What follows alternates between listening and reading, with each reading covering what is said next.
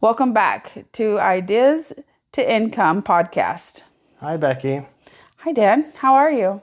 I'm doing well. Episode 4. Woohoo! We've done it, Yeah. and we've had lots of success. We're halfway through the single digits. Woohoo! And we got many more to get through, so Well, I believe in us, I do too. and we can do it. I think this entire adventure has been super fun. Yeah, it has. This episode I talked to a guy named Robert Harris, and he runs a company that makes hearing aids. It was very interesting Yeah. about everything. I learned so much about hearing aids and why people need them and how important they are. Yeah. So this guy started in 1961, so he has, 6 decades Yeah. of experience. And basically the conversation was stemming around the quality of the work. They don't make them like they used to, kind of a thing. And his brand, really. Anything else to talk about before we introduce the interview? It was a shorter one. It was a shorter one, but the short amount of time that it was, there was so much information packed in too. That 20, 25 minutes or whatever it was, there was a lot of information packed in. He was a nice guy. He was. He seemed like a nice guy. Yeah. He had a crazy cool gun collection. He showed me pictures. It was like a warehouse full of guns, Wow. but every section was a different era. Like he had like Civil War, and it was crazy. I think I got some pictures I can put on, but I'm not sure. That's cool. All right, so get ready to be amazed by Robert's journey of his unwavering dedication in helping people be able to hear better. Let's go. All right, I'm here with Robert. What was your last name? Harris. Robert Harris. And I was walking through the neighborhood and I saw your guys', it looks like it's an auditory doctor's office, kind of, right? I mean, what would you say? Audiologist. An audiologist, okay. And so what's your elevator pitch of what your company does? Well, we sell hearing aids. We do testing. We clean ears. We have our own lab. We build our own hearing aids. Wow. We fit 6 or 7, 8,000 people with hearing aids over the years, Wow. helping them to hear a little bit better and make their life a little bit better for them. And how long have you been doing this? Since 1960. 1960. That's amazing. And you've been in this location since then? Pretty much, yes. It changed a time or two, but when I first started, I was working for another company for 4 years. And then I left them and started on my own. Oh. So I've been on my own ever since then. Okay. And this is back in the 60s you left? Right, And then you got this building and just kind of started off? right. So, I worked for another company, and then under an agreement I had with them, non-competitive, I couldn't open an office for 2 years, so I worked out of my home oh, for 2 years, going around every morning, knocking on doors, asking for people that had hearing problems, and I'd work 2 hours in the morning and then make my calls in the afternoon, raising a new family, and I made enough sales to keep food on the table. wow. And then after I filled that agreement, then I opened my own office, and of course there was no business, so I sent mailers out all over Utah, 4 major highways. I'd send 100,000 mailers out down one highway at a time, and then I'd get 20 responses, and then I'd pack my sleeping bag in my car, and I'd head off down the highways, clear to St. George, clear to Vernal, clear to Timbuktu, and Wow. sleep in my car and make calls, and survived that way for quite a few years. Yeah, that's that working spirit that people don't see too much anymore, right? Nobody would do what I did. I slept in my car, never stayed in a motel, never ate in a restaurant. Wow. It was just paving the pavement trying to get those sales. Trying to make enough to survive. Wow. And I'm sure those were rough times a little bit. Those first couple of years were a little rough. I didn't look at them as rough. I just said that's what you got to do to make a living, and that's what I did.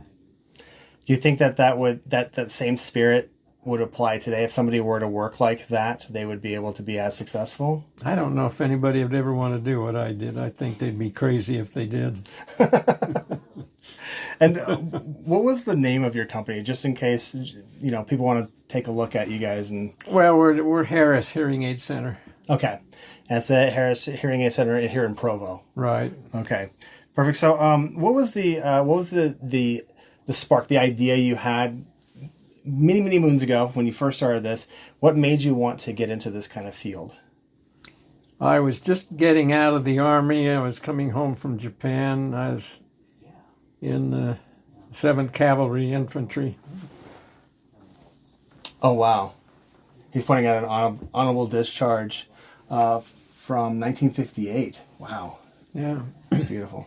So when I got out of the Army, I was just looking for a job, and the guy that was selling hearing aids was going in the Army, so they needed somebody to replace him. So I went out and applied for the job, and they hired me, and I didn't know anything about it. And he took me out on a couple of tests with his audiometer and showed me how to do it, and so that's all the training I ever had to do it. So That's from incredible. there, I just started working for this company and worked for them 4 years and decided I had to go on my own. So What was a determining factor to branch out on your own?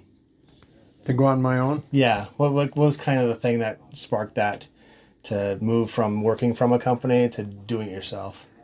well, mainly because the person I was getting them from out of Salt Lake was charging so much on his wholesale price that I couldn't hardly make a living. I didn't have enough margin. Somebody came in and said, I'll tell you where you can buy them a whole lot cheaper, and he gave me the name of a hearing aid company that made hearing aids. I called them, and I found I could get them for $100 less, so I terminated my agreement with this company and went on my own. And under the agreement, I couldn't compete for 2 years. That's when I worked out of my home for 2 years because I couldn't open an office, so I just made home calls for 2 years.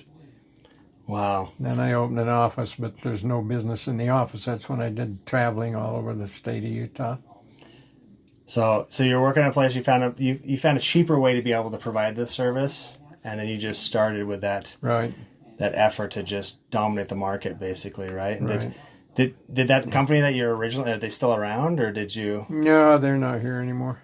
What was Yeah, that like? there's a time where I thought I got to find something better, so I checked several things. Had people that wanted somebody to go out and sell pots and pans and dishware, and I tried that for a little bit, and I knew I couldn't do that. And then somebody said, you need to get in and understand stocks and get on the stock exchange and sell stocks. So I studied all the information, got a license to be a stockbroker, and I got hired by a company in Salt Lake. And I went up there and I sat in an office. They put me in a little office, a little chair and a phone and a name list, and they said, start calling everybody. So I stayed there for about 2 or 3 hours, and I said, this is not for me. So I got up and walked out and left and came back and grabbed my little old hearing aid bag and started knocking on doors trying to find leads, and just stayed with it ever since. That's a great story. What are some of the things running a business that people that want to get into this field need to kind of know about in order to get into something like this? If they want to get in this field, then I don't know. They Yeah. just have to go to school. They have to get their degree in audiology and get certified and go through all that, and that takes several years to do that.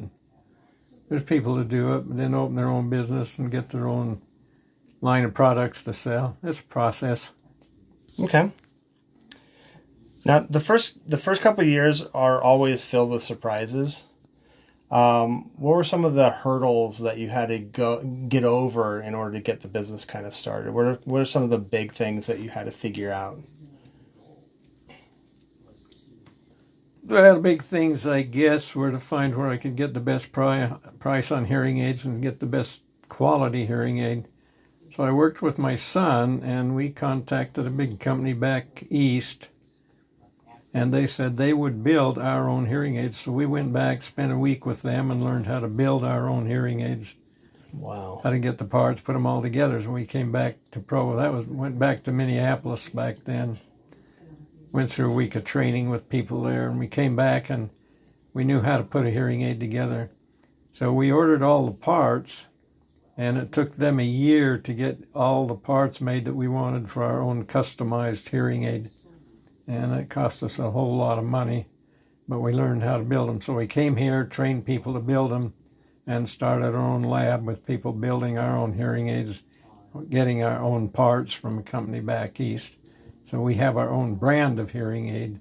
So when we have problems, we can repair them, we can take care of them, we understand how they work. And they were made out of the best quality of circuits and microphone that were on the market. Wow. And that's still time. how it's working? And that's how it's worked. So we still build our own hearing aids here. I have a lab technician. She builds the hearing aids. And the good thing about it is if somebody has a repair, they have a problem, they can come in and she can fix them the same day or within 24 hours. Anybody else, if they go haywire, you got to send them back to the factory and you wait 2 weeks to get them back. And then they charge twice as much money. So we can give a lot faster service, better service for a lot less money. That's brilliant. That's brilliant. And I know a couple of people that are looking for a service like this, so that's great. Well, yeah. To have the technician I've got, she can just open them up, replace microphones, replace receivers, the wiring, anything goes bad, she can have it fixed in 24 hours time. Would she be able to do off-brand, like not your guys' brand? Would she be able to repair No, others? we don't do off-brands. Okay. Any of those, we have a place we can send them back, and we can get them done for people, but we don't do them in our own lab. Gotcha. So when the company was first started, it was young, right? Sometimes there's some unexpected challenges. Like if you're a new business owner and you start a business, what are some kind of unexpected challenges that you ran into, and how did you overcome them? Oh, good question. I guess the main one of them was just when I didn't have a lab technician to help build them for me. And I was having to buy them, but once I found a technician, a woman that was working for my son up in Salt Lake, she was a technician building the hearing aids, and she didn't get along with her supervisor, so she quit. She came down and lived down in Orem somewhere. So I just went to her and said, I'll hire you, come and work for me. So she did, and she's been with me ever since, and that's, gosh, I don't know, 30 years. Can't keep track of time anymore. Too many years, goes too fast. Right. It gets faster as it goes on, right? Yeah, but she's built thousands of hearing aids for me and repaired I don't know how many. Wow. So she's a very important part of our business. I bet you treat her well, too, to make sure she stays here, right? I try to be nice to her. Now, how has the local community played a role in your journey? I know that Provo was small back in the time, but it started to grow. Like, has that affected your business and how you future project or anything, or do you mainly do online now? The whole hearing aid business has changed. Back years ago, I'd do 100,000 a month in sales. That's just dropped clear down to nothing now because you can go online, you can buy hearing aids for $100, and they're all a piece of crap, but people still buy them, and Costco's selling them for low prices, and there's just a lot of things that weren't there in the past. So it's changed the whole world. It's not like it used to be. Yeah, but a lot of people don't understand that quality. Like, they don't make stuff like they used to. And so the things that you're providing is something that Costco couldn't provide in these like Chinese shops. They might spend a little more money, but we still give good prices. But we can do a hearing aid that really works. And your brand is protected by somebody who can fix it pretty quickly. Like Costco will just throw it away and get a new one, and so they're just made to break. They're made to like only last a little bit of time and toss it. And so when they get over 2 or 3 years old, they won't repair them. And that's one of the reasons why I really like smaller businesses, is because you know that the quality you get is going to be something like this. Those big, large companies, it's just all about the ROI. They just want to make money every month. I get people coming in, they've been wearing the same hearing aid for 20 years. Wow, your brand, right? Yeah. That's amazing. Yeah. Running a business requires focus and dedication. What are some things that you do to keep yourself focused and keep yourself energized and keep yourself getting through the day? Just knowing that I got to be to work it every day because somebody's waiting for me. Just the pressures of the Yeah, I got customers. people coming in every day and they say, Robert, fix this. Robert, do that. Robert, you better be here when I need you. There's a lot of people. Make sure you get your stuff done. If you weren't running this business, what would you be doing? Staying home sucking my thumb all day. You don't have any hobbies? You don't have any things you do outside of here? Oh, I have hobbies. I've had a cabin out by Tabiona. I'm a gun collector. I've done a lot of shooting. I've got a lot of interests. Yeah? A big gun collection? I have a big gun collection. What's your favorite gun in your collection? I got all kinds of favorites. Just it's just like children, right? You can't really pick your favorite, huh? Yeah, I'll show you a picture of them. Oh, perfect. I'll put those on the thing for people to see. What was the most unusual or memorable request given to you by a customer? Well, you get a few that you always remember. Had a man come in one time. He says, "My dad needs hearing aids. He lives in Cedar City. Drive down there and help him." I got in my car. I drove all the way to Cedar City. I knocked on the door, and he came, and I told him who I was. He says, "I'm not interested," and closed the door. Oh no! So No! I had to turn around, drive all the way back home. Oh no! Was that recent or was that a while No, back? that was quite a few years ago. I don't make those kind of trips anymore, but I used to. I can imagine. I'd drive anywhere to sell a hearing aid. Right in the beginning, that's it. Right, you're just trying to get that sell. I'd go to Vernal. I'd go to St. George. I'd go anywhere to sell a hearing aid. Yeah, but now that you're kind of like you got the business settled, you can kind of pick and choose. Yeah, I don't travel anymore like I used to. Yeah, you'll just send somebody else if you have to. Right? Is there any significant lessons you had to learn the hard way when starting this business? Well, when I first started, it's like I said, the man that was running it took me out. He took me out on one test, showed me how to work the audiometer one time, and said, "Okay, it's yours." That's all I had. And you just had to like figure it out, right? Yeah. I think that's really important for people to know. I just had to do it all myself. And I think that's really important. I think people that are successful are the ones that can just take a little bit of information and just figure it out. There's a lot of people that can't do that anymore. There's a thing that I used to tell people where it was like, nobody's interested why you can't do your job. They're only interested in what it would take to do the job, right? And there's a lot of people that give me a ton of excuses as to why they can't do it. But the people that can actually take that little bit of information and be successful with it are the ones that seem to be okay. So That's what I had to do. yeah. So what advice would you give somebody, or what advice would you offer to somebody if they were getting out of school they're coming out of school, they're kind of interested in this market and they want to start going. What kind of advice would you have for somebody like that? Good question. You have to find somebody you can work for. Yeah, that would be probably the first step. Yeah. Then once you get kind of stable. You'd have to find somebody that can hire you, that can afford to pay you. Yeah. In today's world, that gets harder all the time That's true. because the business isn't there like it used to be. Right. For every 10 hearing aids I used to sell in a month, I'd sell one now. And how are you? The whole world has totally changed. It's not like it used to be. And how are you adapting to that? I just don't eat big meals all the time like I used to. Oh no! Oh no! So, what's your vision of the future of your company in the next 5 years? What's your kind of goals for the next 5 years of this company, and where do you hope it will be? Well, I hope we're still here. We're just here mainly to take care of the people that we've already sold that want our service and our help.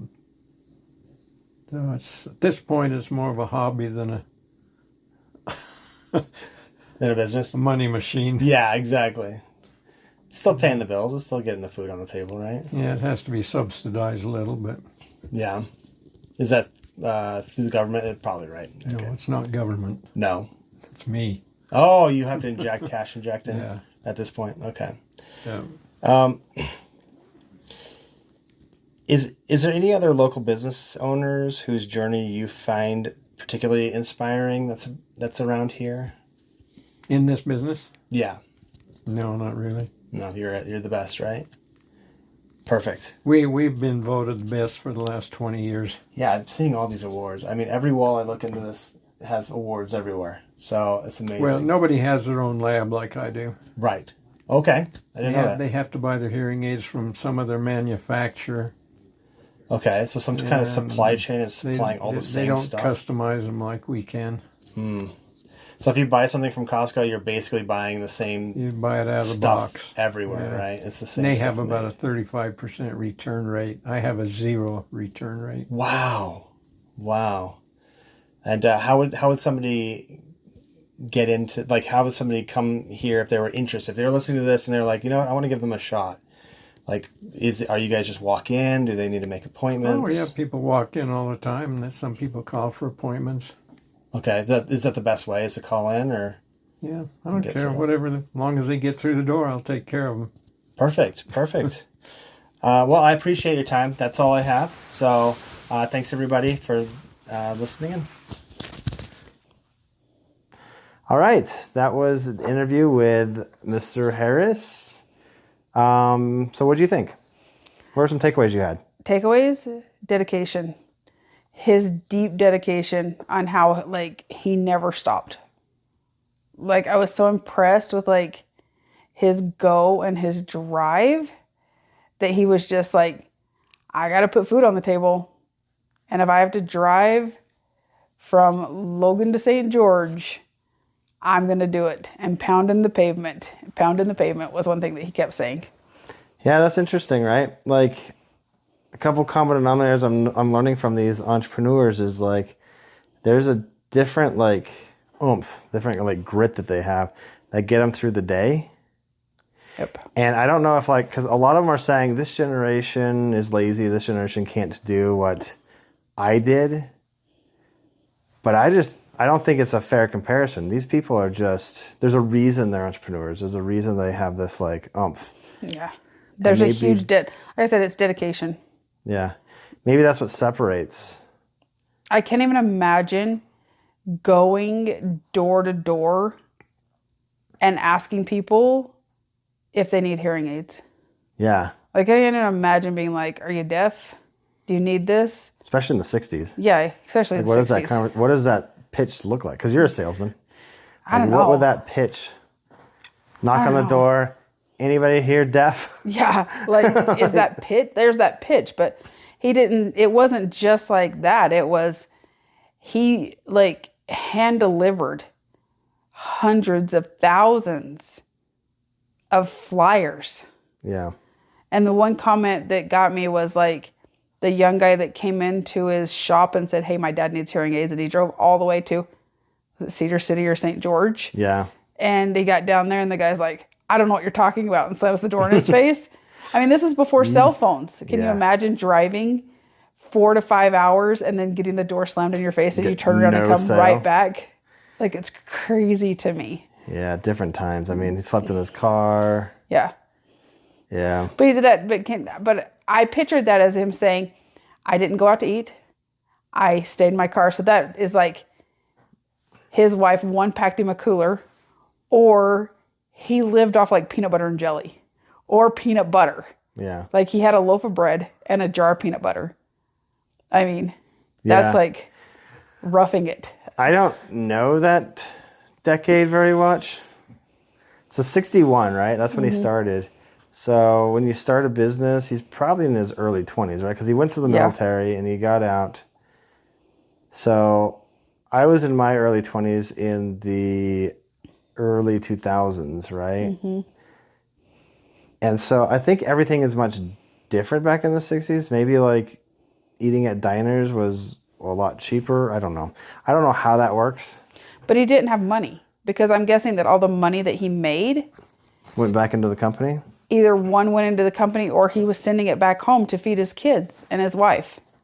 True. And paying, like, a mortgage, and, you know, because he said he had to put food on the table.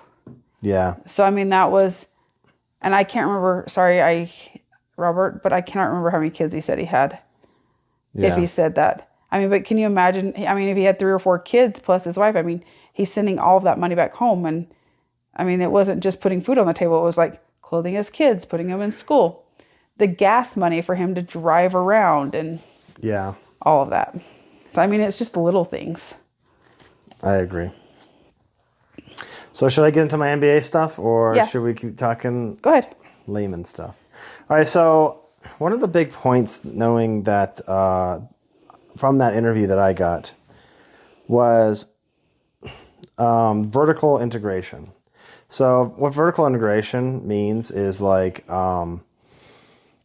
so layman's terms, with vertical integration, it means basically you're doing all of the supply chain. So you know what a supply chain is, right? Just in case you don't know what it is. So if I wanted to sell like cheap plastic brushes, like hair brushes, right? I'm not going to make those hair brushes unless they're going to be the crappy wooden ones because I don't know how to make anything. But if I wanted to sell hair brushes, I'm going to need an inventory somewhere. So where's the easiest place to get an inventory? A supply chain. Yeah, so like China or something, right? Or I can buy them really, really cheap from Mexico and then resell them for a higher price, right? Yeah. That's the supply chain. But he made his own supply chain. Like he builds the hearing aids and then sells them. And so that's called vertical integration. And by manufacturing his own hearing aids, he has control over the testing. He has control over the quality. He has control over everything, which ensures that high quality standard. Because when I was talking to him, he could repair any of the hearing aids because they're his. Like he has that lab. He started the lab, and they make their own brand hearing aids. Yeah. And because he makes that brand, if somebody's breaks or has issues or he needs to maintain it, he can do it. It's his stuff, right? They do it right there in the lab. Like he has a person that just makes it. Unlike Costco, where if it doesn't work, they just say, okay, return it. We'll give you another one out of a box, and then they toss the one that you got, right? Because it's just garbage. It's just cheap stuff that they got probably from, an Asian country. Yeah. But he did say that he could fix anybody's hearing aid, but it would take weeks. Like it wasn't something that could be done like in 24 hours like his. It takes, he could repair your Costco hearing aid, but it would take a couple of weeks. Like it would take a week. It wouldn't be like 24 hours. Yeah, one of the interesting things he said, though, was that Costco's return rate for their hearing aids is like 60%, but his return rate is 0. When he builds it, it lasts forever, right? And so that's, okay, so in the new world with capitalism, companies build stuff not to last. Like they want to build something that's going to break in a few years, so that way they have return customers. Like it's going to break, and like look at like Apple phones, right? They build them and they put in the software something that slows it down over time, so that way you get frustrated with it and buy a new one. Because if they make a phone that lasts forever, they lost a customer, right? But they want something that keeps going. Roberts still makes stuff like the olden days. Like it's built to last. And so when you buy it one time, it lasts forever, and he doesn't have a return rate. It could hurt his company by losing customers, but it seems like he has a pretty good clientele.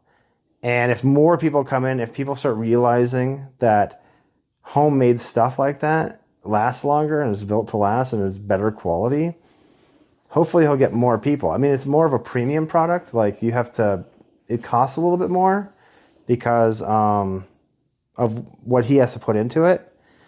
But at the end of the day, it's much better product that lasts a very long time. Yep. I mean, look at all this 90s crap we have we have a 90s room, and look at all this, like that Nintendo over there. I could probably drop that into a pool, pull it out, dry it off, and it'd still work. But the PlayStation, you just breathe on it wrong and the thing breaks. Well, that's the difference in the different generations of how things are made. Right. They don't make them like they used to anymore. So the other MBA kind of thing that I wanted to talk about that was based off of my conversation with Robert was this thing called competitive advantage. And something that I'm learning right now, I have a class called Advanced Company Research. And in one of the chapters, it's talking about this thing called differentiation. And basically what that means is like, there's two types of business models. One is like focused on, well, you could think of it as a matrix, right? You have one business model that's focusing on niche audiences like Lord of the Rings. There's not everybody likes Lord of the Rings, right? Well, maybe that's too broad now. Let's say Transformer like toys. Not everybody likes Transformer toys. There's a niche group of people that really like Transformers, right? And so some companies just focus on those niche audiences, and then others focus on the broad audience. Like for instance, Walmart. It doesn't matter who you are, come in, anybody can be our customer, right? And then if you think of those as columns in the matrix, then you have in the rows of the matrix, you have, are you going to focus on lower costs, or are you going to focus on quality? So it's going to cost a little bit more, but it's quality. And so he is a very niche, high quality, right? He can broaden out. I mean, the width of his audience or his targeted audience is going to be people that have hearing problems, right? And I don't know what percentage of the populace have hearing problems, but that's the maximum his targeted audience can be, right? But the other part of it is there are people that have hearing problems and do nothing about it. Yeah, because... Or they have hearing problems and they have hearing aids made, but they're so used to going without them when they do wear them. They hate it because they hear things that they don't want to hear. True. We know a couple people like that. We know people that, tell me things about, wearing their hearing aids. Yeah, that's hint. No. But Robert's business model isn't about the cheapest, right? Get cheap things out there and sell to a broad audience. He's kind of positioned himself into like offering a superior product.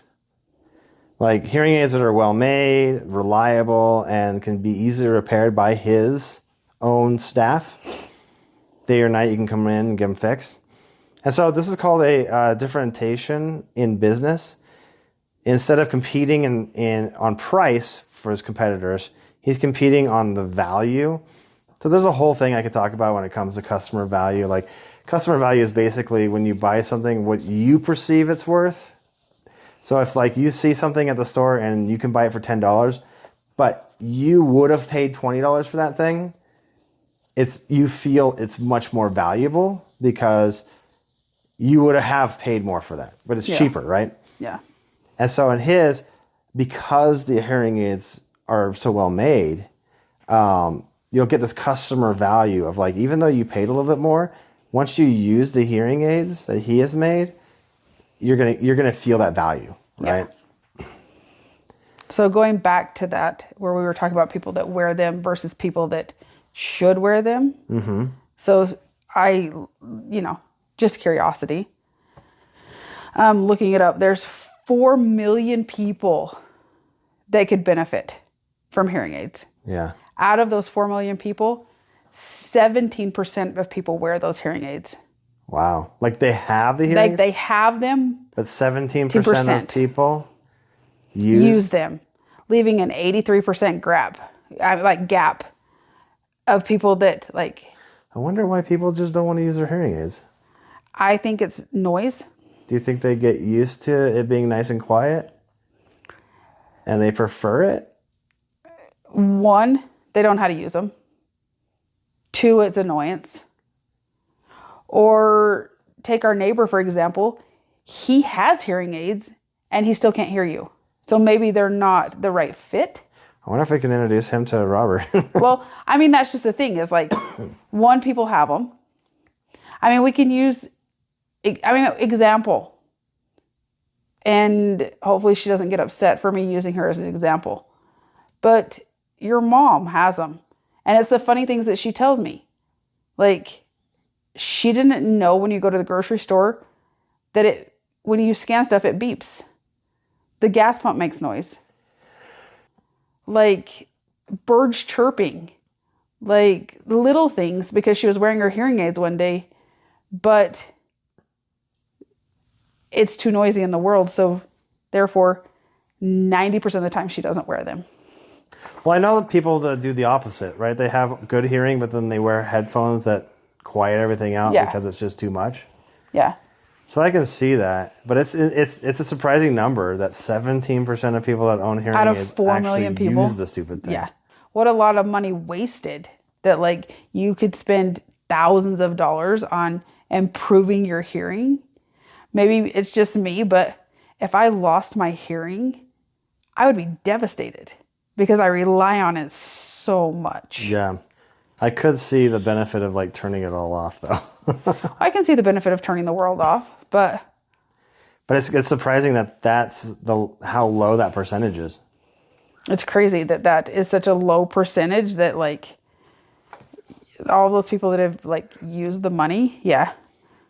But Robert's return numbers are 0% returns. Yeah. I mean, that really talks. That's a huge testament to how good his product is, and I feel like that's going to up the satisfaction and loyalty of his customers. Because if I needed hearing aids and I went to a place that made hearing aids that work amazing like this and last forever, and he's the guy that's going to fix them, like I don't have to worry about that stuff.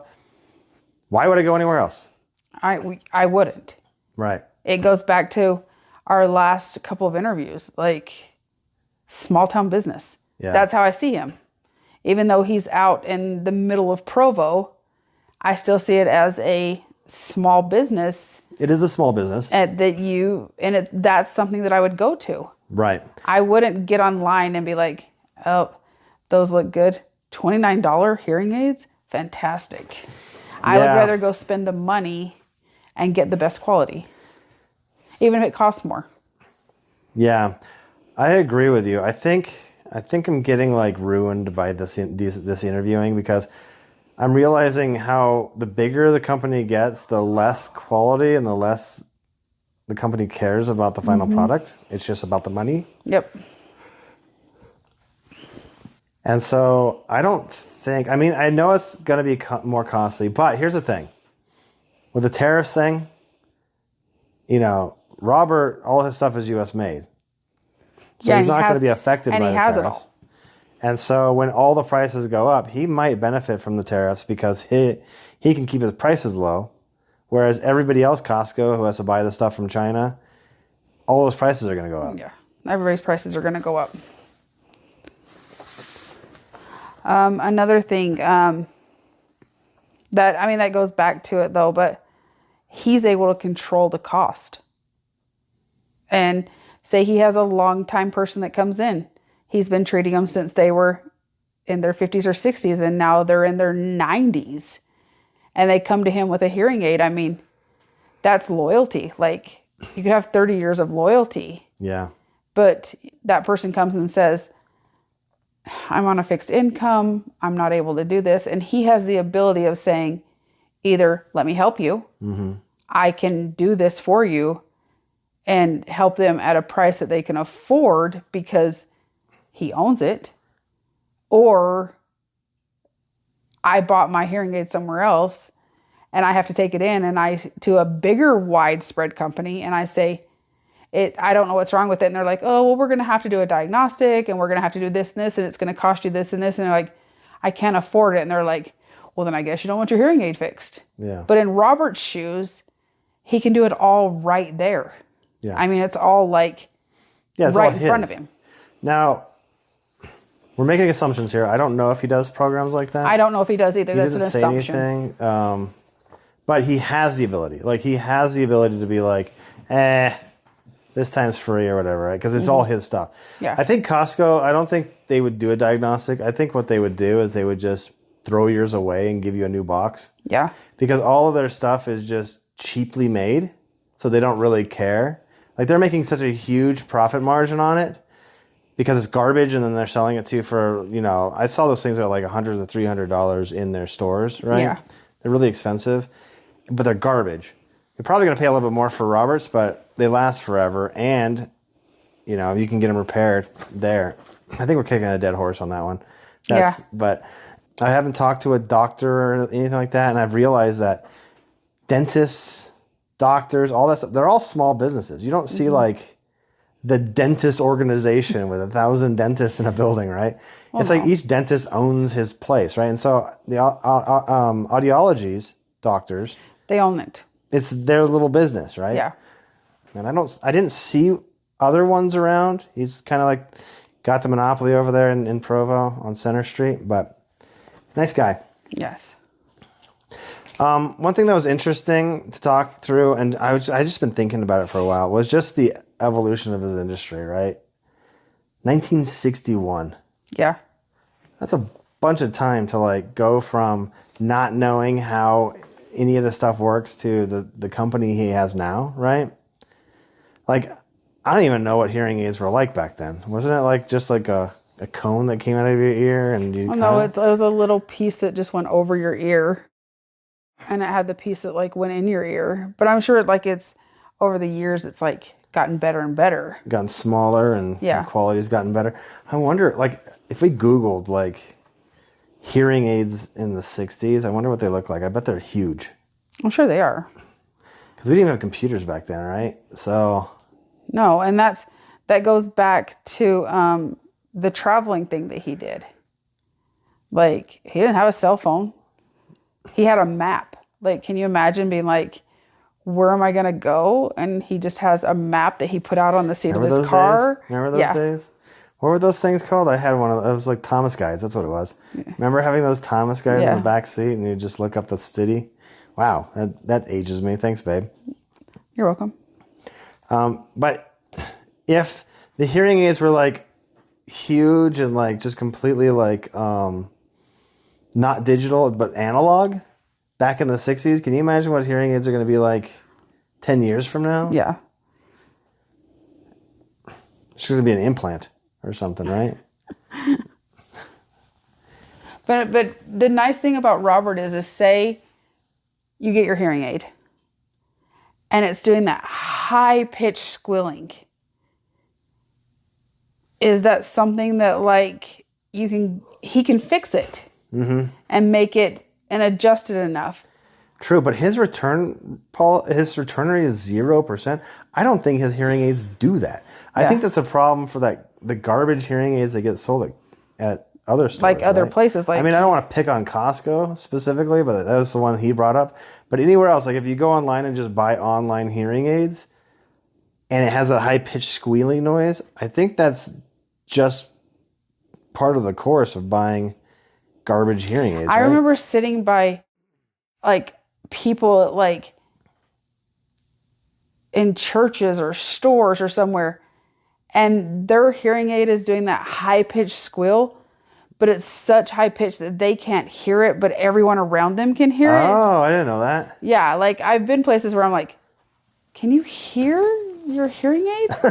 And they're like, what are you talking about? And I'm like, it's doing that high-pitched squealing. And then like they're trying to adjust it, but it makes me think, if Robert has that 0 return rate, his are perfection out the door. Yeah. Where you're not having to bring it back and being like, my wife says it keeps squealing so loud that I've just quit wearing them. I wonder if we should have my mom check them out. Maybe. Then maybe she would wear them and she could hear us constantly. Yeah. Yeah, Mom. But yeah, if you're listening. But yeah. And that goes like the next, like trust and loyalty. Like he has his loyal customers that come back time after time. Right. And I think that's due to his history of producing quality stuff, right? Mm-hmm. So challenges of manufacturing in the U.S. versus outsourcing.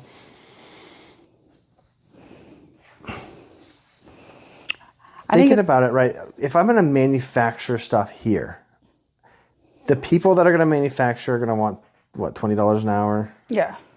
The stuff that's built here is probably more expensive, right? Just producing things here in the U.S. just because we don't really have that competitive advantage of being China, where they have extremely low wages and they have a ton of materials that are really low cost. Everything here costs more to produce. So him producing things in the U.S. is gonna have it's gonna have that cost, right? Yeah. Whereas if he were to outsource, he could probably lower this rate. But the negative aspect of both of these is that if it's built here, you can replace it here. Like you can get parts quicker here, especially when he has his own lab. But if you have problems in China, they're not going to fix it. You just throw it in the ocean with the rest of the garbage. I know, but that comes back to quality.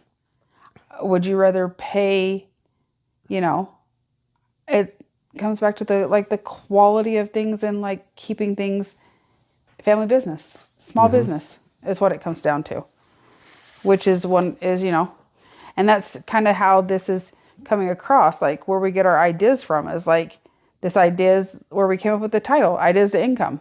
Like it's all small businesses working up to something amazing.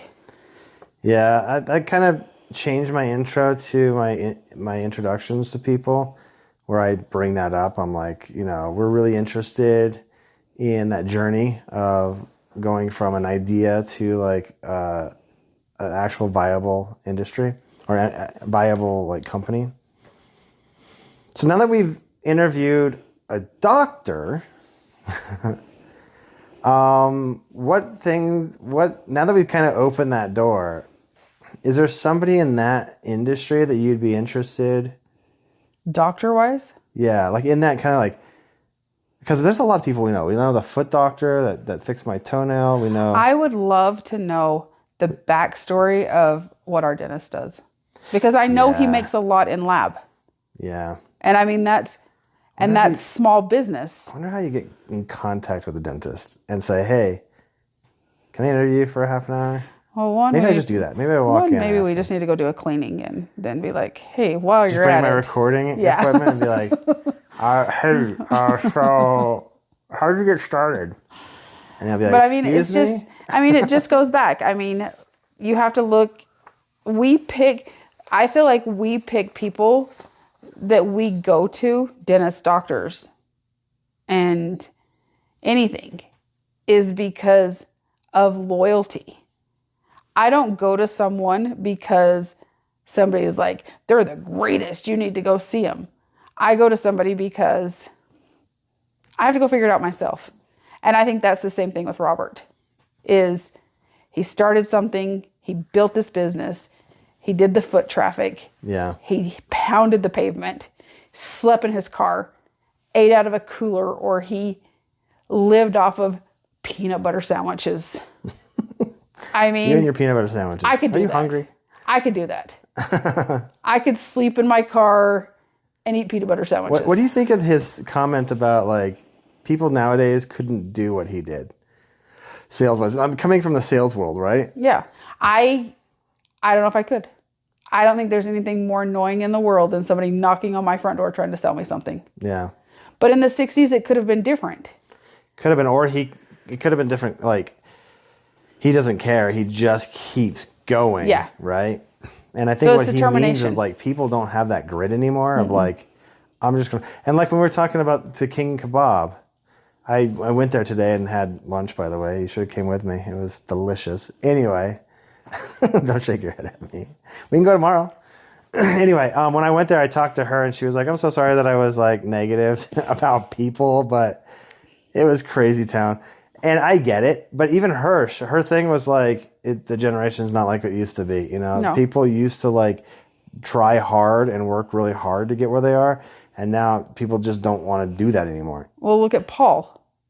Paul works 12 to 18 hours because he wants to make sure the work's done right. Right. It's loyalty and the same people that come back. I mean, I feel like every interview that we're doing, it all ties back to determination, loyalty, and brand. The brand. Yeah, I agree. I think there's a lot of common denominators between all these different entrepreneurs, and it's interesting that they're in different industries. Yeah, but Like it's all the same.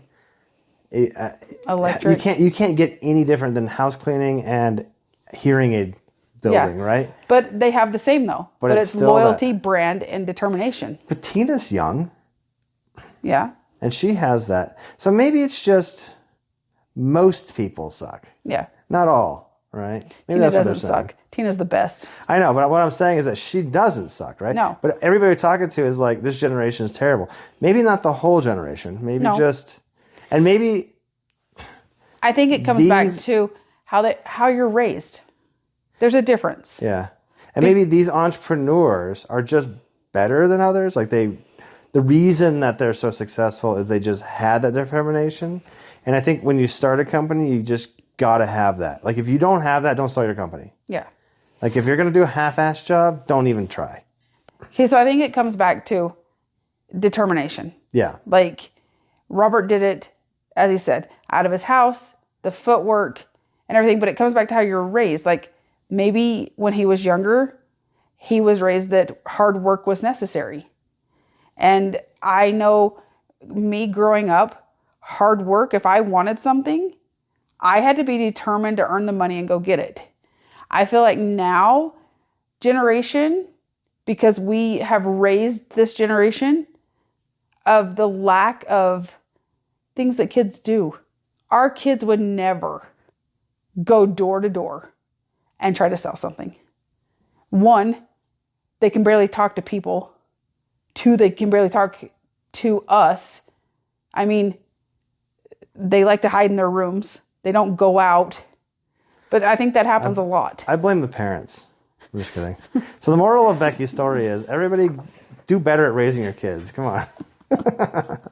I mean, because we've raised great kids and they all 5 do something different. Yeah. Like they're all amazing at different things.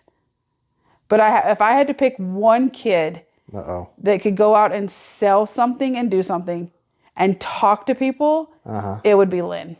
You think so? Because I feel like she does her thing. I think all of our kids in a different way could sell. They could, depending on what it is. Yeah. But it's can't you just talk to him first? Like, I'm scared. Like, even the little things of Bree being able to talk to the neighbor without me standing beside her. Yeah, we have a lot of introverted kids. But Lynn's introverted too, but I don't know. She's introverted, but I feel like she's came out of that a lot with her staging stuff and her schooling stuff. Yeah. So, I don't know. I feel like they all could do it, but if I had to pick one that I could say, go sell this, I probably could hand something to her and be like, Lynn, go sell this. I think Will could do it too. Will could. Alex could too. I don't know, man. It's hard singling them out because they're all different in a way. Yeah. I could tell you the kids that wouldn't want to sell, right? But I don't know. All of our kids are the worst equally. How's that? Just kidding. I love them all the same, but hate them all the same. Wow. This podcast is going off the rails. There's parts that you can cut out of this. You can cut out about our terrible children. You can cut that out. I'm keeping it in. Don't do that because in fact, that part I'm gonna raise the volume a little bit. Don't talk about our terrible children. So do you think if we started a business, do you think we could have a multi-decade business that can create loyalty like Robert did? Yeah. Because you and I can easily talk to people. What do you think we could do that? I don't know. I've thought of so many little things we could do. Yeah. Could I sell rocks? Wow. Could I sell... If they don't buy them, you throw it at them? Yeah. Okay. Oh, you don't want my rock? Here it is. Thunk. I mean, just little things. Like, what could you sell that would interest people to come back? But it's not just what you're selling. It's the customer experience. It's the experience. Yeah. You'd have to fill a need. Like, there's got to be something people need that we fill that niche. But I, number one, don't have the schooling to do what he does, right? I don't know how to do any of the hearing stuff. I wouldn't be a good dentist. Holy crap, can you imagine? I can't do anything medical. I don't have any education for that side. But okay, I do sales all day long. Yeah. I mean, how many times are people calling and being like, hey, I talked to Becky? Or they come up and they're like, hey, Becky, I need you to use your, what's the word they use? Is it the F Your word? voice, your kind-hearted voice, and be like, you're schmoozing. Like, that's what it is. But then the customers are calling me back, and then you have people going, why are they calling you and not calling me? And I'm like, maybe it's my presentation. They can't see my face. They just hear a voice. Yeah. I mean, facial expression, maybe that's why I can't run a business. Maybe I have the scary? wrong facial expressions. Because you're scary? Yeah. You grab people by their shirts and pull them across and be like, buy my stuff. But yeah, I mean, it's just the little things. I mean, it goes back to small business, and I'm going to continue to say small business. Yeah. Like, I go into the stores here in Spanish Fork because I can go in one. They know exactly who I am and what I get.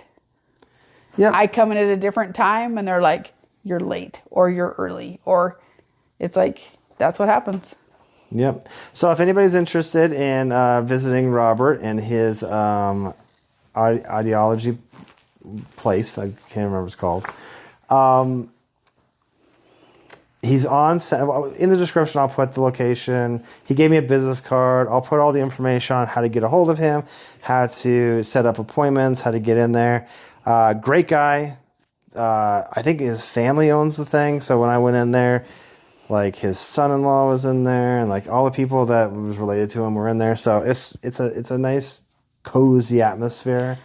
And then if you're interested in guns, you can talk to him about that. He's a huge gun collector. I think I want to go meet Robert. Yeah. I think All right, the let's do more it. of these interviews that you do makes me be like, I want to go meet that person. I want to see who this person is They're really cool. that like I've learned about. Absolutely. So sneak peek. Next week, this week, I talked to a witch. Literally, like she sells spells and what else? Potions and things that you can put together to make your own spells. It was a crazy cool conversation. At first, I was like, how do you make money? Like, how does a company that sells spells make money? But power to her. She has a niche. People come in. She has a good returns customer base. So that is going to be next week. Perfect. Well, give us your thoughts, and we want honest thoughts. Yeah, not fake thoughts. Tell us Just what kidding. we're doing. Tell us how amazing we are, Yeah. even if it's fake. Praise us. Please praise us. No. Also, if I mean, I'm changing my questions a little bit in the next couple ones. Please give us feedback on if I should be asking different things. I did add a couple things in there about like, how did you go to market? What was a good marketing strategy you used? Things like that. Because I'm trying to get into that world of like, if you want to start a business. Now, I'm not saying go out there and become a hearing aid specialist or go out there and become an electrician or whatever. All the people that we've interviewed, I'm not saying to be those things. What I'm saying is you could take the essence of all these different industries and figure out a niche for yourself or something that you can do and take some of these steps that these entrepreneurs have done to make that first couple steps into the world of business creation and try it out. I mean, that's the best thing about the US is that anybody can have a business, right? That's it. So thanks so much. Oh, If you have can't more? hear, hint, hint, go see Robert in Provo. Yeah. He's amazing. We'll drive you there. We'll drive you there. We'll help you. Perfect. All right. Thanks, Becky. Bye.